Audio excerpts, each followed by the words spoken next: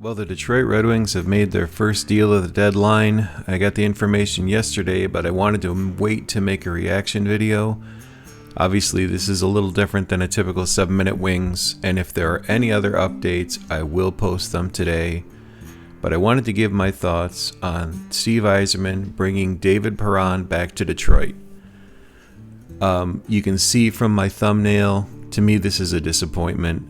It's not Perron, it's basically, we know what Yzerman was working on. I'm going to read through some other headlines here, and if this ends up being the only deal of the deadline, it could be fine. This could work out well for the team, but the Red Wings just did not get anything done that they were working on so far. The day's not over, but to me, this was really disappointing that this is the deal that went through. First, what is the deal? Let me just talk about it. I'm going to read from Pro Hockey Rumors.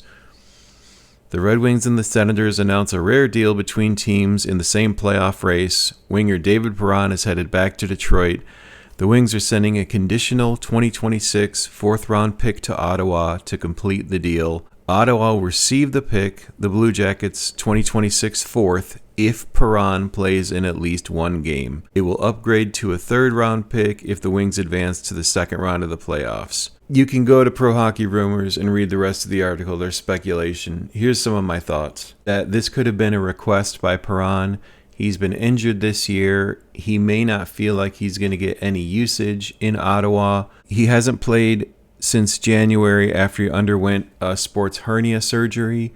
That's the same surgery that Chris Osgood had at the end of his career. So the deal itself to me is a low-risk, possible return deal. Perron's probably nearing a comeback. You don't know how healthy he's going to be. You don't know how well he's going to play. So if he gets into a game, I expect that he will. You're giving up a fourth-round pick that you got from Columbus. Not a big deal. If the team gets to the second round of the playoffs, they give up a third, which I don't love that part of the deal, because if the team goes on a roll, why would you give up a third-round pick? Because I don't think this acquisition would have anything to do with you getting to the second round of the playoffs, but you can let me know in the comments. Honestly, the deal's fine. You don't know what Perron's going to be able to bring to the table because he's been out after surgery. Detroit is giving him an opportunity he probably wasn't going to have in Ottawa. He may have even hit the waiver wires. Who knows?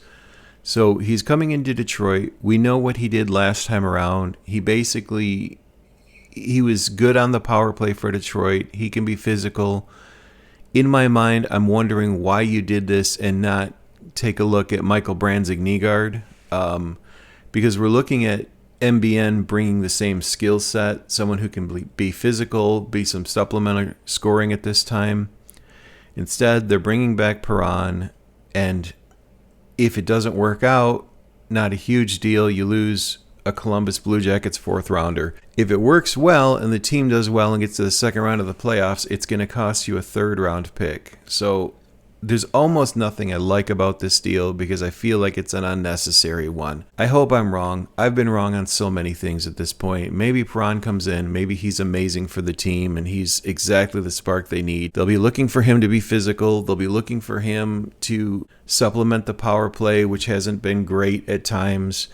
To me, this is the role on the power play side. Van Riemsdyk was brought in to address. But again, I feel like you have someone within the system in Branzig-Nygaard that could have done what Perron may bring to the table. Again, I could be wrong on that as well. It's just a frustrating deal, and not because of the deal itself. But if you go to the front page of Pro Hockey Rumors right now, here's what I'm looking at, and here's why I'm really frustrated. Sabres to acquire Sam Carrick from the Rangers. Ducks acquire John Carlson. Blue Jackets acquire Connor Garland.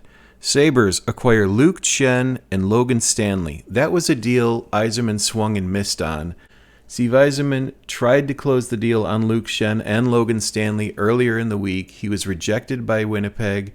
Buffalo goes in and gets those players. You can argue about what you like or don't like about that deal, but that's one where Yzerman clearly lost and the Sabres came in and got it done. That to me is frustrating. very, very frustrating. You know, I try not to be super reactionary on here, but when you're looking at the headlines and the Red Wings bring back David Perron, who is coming off of surgery, the Sabres grab two players you were trying for in Luke Schenn and Logan Stanley, those two don't balance out. Let's look at possible potential on this one. One of the things that did hit me is it possible they brought in Perron because Yzerman has another deal and he's going to be sending out a roster forward or two? Of course, that's a possibility. By the end of the day, you could be looking at a scenario where people are heading out of town, where Perron fits into that role and Yzerman gets an upgrade. But in my mind, this is a low to no risk deal because you don't know how Perron's going to be after surgery in this final stretch here.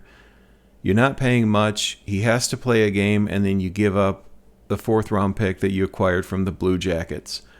So the deal itself is not the problem so much as all the deals that they have swung and missed on at this point, especially with Winnipeg. Buffalo just went in and grabbed Schenn and Stanley, and those were two players that you tried to get and couldn't get it done. I would like to hear from you. Again, I'm sorry for the tone of this one. I know this is super reactionary. I know that I'm frustrated about this. When I heard the deal, I just didn't like it because I didn't think it was necessary. I thought we could have taken a look at Michael Branzig-Nygaard and seen if he could fill that spot. Regardless, you bring him in, you're not paying a lot for him, and you don't pay anything until he plays.